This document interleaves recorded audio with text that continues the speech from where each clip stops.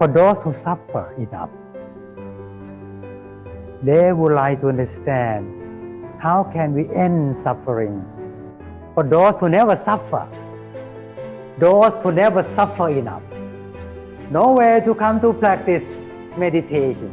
But whenever they suffer enough, so suffer, that is the time for them all to start to practice vipassana.